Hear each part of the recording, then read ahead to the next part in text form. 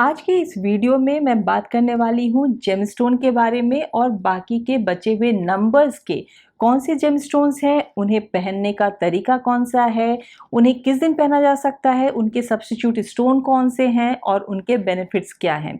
यदि आप number 1 to number 5 के जेमस्टोन्स के बारे में जानना चाहते हैं तो मेरा इस वीडियो का पार्ट 1 आप ज़रूर देखिए।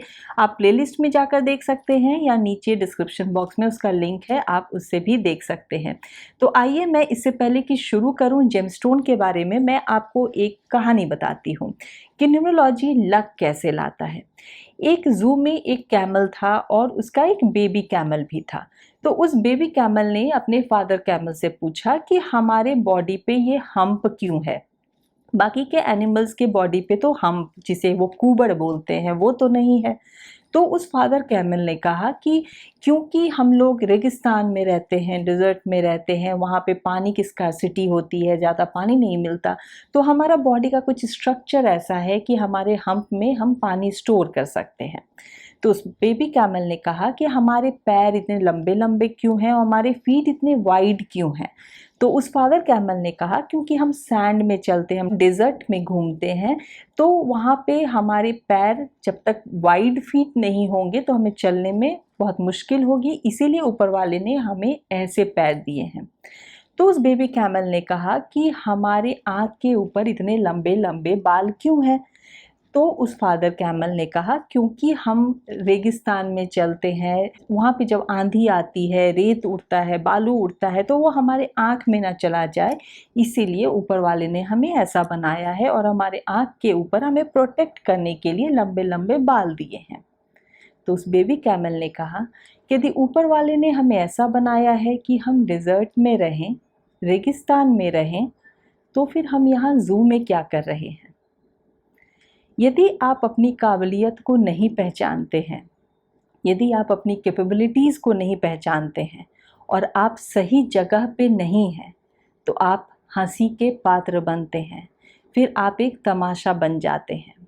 तो न्यूमरोलॉजी वो एक टूल है जो आपको बताता है कि आपकी कैपेबिलिटीज़ क्या हैं, आपके स्ट्रेंथ क्या हैं, आपके लिए सही करियर कौन सा है, आपके लिए कलर्स कौन से अच्छे हैं, आपका नाम सही है या नहीं, आपके लिए जेमस्टोन कौन सा है जो आपको हर चीज़ में सपोर्ट करे, और आप जब सही डायरेक्शन में जाएंगे तभी आप अपनी पहचान बना पाएंगे। तो इस तरीके से न्यूमरोलॉजी वो टूल है जो आपको इस तरीके से लक देता है। Hi, this is Priyanka Kumar and welcome once again to my channel. यदि आपको ये वीडियो अच्छा लगे तो इसे लाइक कीजिए, शेयर कीजिए, सब्सक्राइब कीजिए। यदि आप अपने कुछ कमेंट्स लिखना चाहते हैं तो नीचे कमेंट बॉक्स में ज़रूर लिखिए। यदि आप न्यूमरोलॉजी के लिए मुझसे कंसल्ट करना चाहते हैं तो मेरे वेबसाइट के थ्रू या फिर मेरे व्हाट्सएप नंबर के थ्रू आप मुझसे कंसल्ट कर सकते हैं।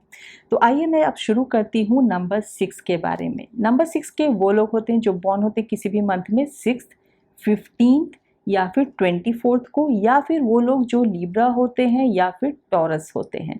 उनका रूलिंग प्लैनेट वीनस होता है।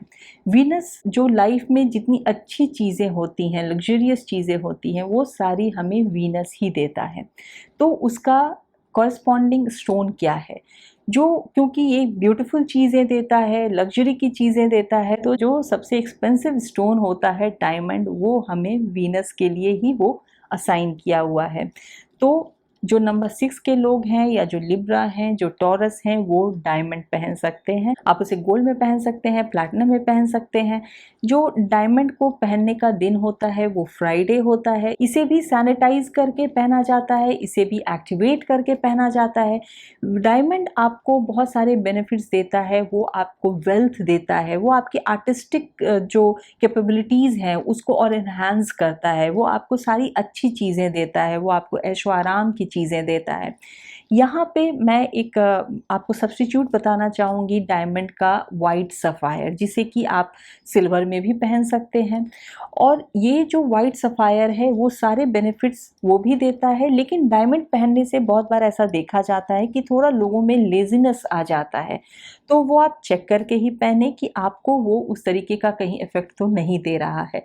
तो आप वाइट सफ़ायर भी चूज़ कर सकते हैं, वाइट सफ़ायर भी आप पहन सकते हैं, उसे भी आपको फ्राइडे फ्राइडे को ही पहनना है और उसे आप सिल्वर में भी पहन सकते हैं। अब मैं बात करती हूँ नंबर 7 के बारे में। नंबर 7 के वो लोग होते हैं जो बॉर्न होते हैं किसी भी मंथ में 7th, 16th या फिर 25th को। उन्हें रूल करता है नेपच्यून, केतु। नेपच्यून का जो कॉरस्पॉन्डिंग स्टोन होता है वो होता है कैट्स आई। कैट्स आई को भी लिटिल फिंगर में पहना जाता है, सिल्वर में पहना जाता है। कैट्स आई को हिंदी में लहसुनिया भी बोलते हैं। कैट्स आई को आप थर्सडे मिडनाइट को पहन सकते हैं। आप उसे पहनिए आफ्टर प्यूरिफाइंग द स्टोन। उसे आप रिंग की तरह भी पहन सकते हैं, आप पेंडेंट की भी तरह पहन सकते हैं। वो आपको कोई भी ऐसी जो प्रॉब्लम होती है जहाँ बहुत ज़्यादा सोचते हैं, डिप्रेशन जैसी चीज़ें होती हैं, आप थोड़ा इमोशनल ज़्यादा हो जाते हैं, वहाँ पे ये कैट्स आई आपको हेल्प करता है, निगेटिविटी से आपको दूर रखता है। तो इसीलिए जो भी ऐसे लोग होते हैं जिन्हें थोड़ी भी ऐसी प्रॉब्लम होती है डिप्रेशन वगैरह की, जो भी मेंटल इश्यूज होते हैं, वो भी कैट्स आई को पहन सकते हैं और ये ज़्यादा एक्सपेंसिव भी नहीं होता। अब मैं बात करती हूँ नंबर 8 के बारे में। नंबर 8 के वो लोग होते हैं जो बॉर्न होते हैं किसी भी मंथ में 8th, 17th या फिर 26th को, या फिर जो लोग कैप्रिकॉर्न होते हैं या फिर एक्वेरियन होते हैं, उनका भी रूलिंग प्लैनेट सैटर्न होता है। सैटर्न एक स्लो मूविंग प्लैनेट है, वो एक जस्टिस का प्लैनेट है और जो 8 नंबर होता है वो एक कार्मिक नंबर है। आप ज़्यादा मेहनत करेंगे आपको तभी रिजल्ट मिलता है। आपका जो जेमस्टोन होता है वो ऐसे तो ब्लू सफ़ायर को बोला जाता है, नीलम को बोला जाता है, लेकिन ये थोड़ा एक ऐसा स्टोन होता है जो आपको बहुत ही क्विक रिजल्ट देता है, या तो आपको बहुत ही राजा बना देता है या फिर आपको बहुत ही एडवर्स सिचुएशन में भी ला देता है। इसीलिए ये मैं बहुत ज़्यादा एडवाइस नहीं करती हूँ। हालांकि यदि आप इसे पहनना चाहते हैं तो इसे आप राइट हैंड के मिडिल फिंगर में पहन सकते हैं। इसे सैटरडे को पहना जाता है, लेकिन जो उसका सब्सटीट्यूट स्टोन है एमेथिस्ट, आप उसे भी सैटरडे को पहन सकते हैं। इसे सिल्वर में पहना जाता है राइट हैंड के मिडिल फिंगर में या रिंग फिंगर में भी आप इसे पहन सकते हैं। ये एक ऐसा स्टोन है जो आपको निगेटिविटी से दूर रखता है, वो आपको लॉस्ट प्रॉपर्टी देता है, आपको वेल्थ देता है, आपको सारी ऐसी टॉक्सिक चीज़ों से दूर रखता है। ये बहुत ही सेफ सब्सटीट्यूट होता है नीलम का, तो इसे आप पहन सकते हैं। इसे भी पहनने का सेम प्रोसेस होता है। आप इसे प्योरीफाई करके, एक्टिवेट करके आप इसे सैटरडे को पहन सकते हैं। आपको इसे भी अपने पास आप चाहें तो रख सकते हैं, हालांकि ये आपको कभी भी साइड इफ़ेक्ट्स ज़्यादातर लोगों को नहीं देता है। अब मैं बात करती हूँ नंबर 9 के बारे में। नंबर 9 के वो लोग होते हैं जो बॉर्न होते हैं किसी भी मंथ में 9th, 18th या 27th को, या फिर वो लोग जो एरीज होते हैं या फिर स्कॉर्पियो होते हैं। उनका रूलिंग प्लैनेट होता है मार्स। मार्स एक फायरी प्लैनेट है, एक ऐसा प्लैनेट है जो आप में एग्रेशन लाता है। नंबर 9 का जो जेमस्टोन होता है वो रेड कोरल होता है। इसे भी राइट हैंड के रिंग फिंगर में गोल्ड में या फिर कॉपर में पहना जा सकता है। इसे ट्यूसडे को पहनते हैं और रेड कोरल को हिंदी में मूंगा भी कहा जाता है। इसका जो सब्स्टिट्यूट स्टोन होता है वो रेड एगेट होता है। इसे भी आप प्यूरिफाई करके पहन सकते हैं। ये एनर्जी देता है, ये विल पावर देता है, आपको स्ट्रांग बनाता है। लेकिन यदि आप नंबर 9 के हैं और आप में वो सारी क्वालिटीज़ ऑलरेडी हैं, यदि आप में बहुत ज़्यादा स्ट्रांग विल पावर है, यदि आप बहुत ही ज़्यादा एनर्जेटिक हैं, तो या फिर आप में बहुत ज़्यादा गुस्सा है, अग्रेशन है, तो फिर आप ये इस स्टोन को मत पहनिए, क्योंकि वो और मार्स की एनर्जी को एग्रीवेट करेगा आपके अंदर। आपके लिए ये एडवाइजेबल नहीं है पहनना। तो इसीलिए हर इंडिविजुअल की क्या रिक्वायरमेंट है, उसका प्लैनेट किस तरीके से उसके साथ काम कर रहा है, वो सब समझने के बाद ही किसी भी जेमस्टोन को पहनना चाहिए, चाहे वो आप रिंग में पहन रहे हो या फिर आप उसे पेंडेंट में पहन रहे हो।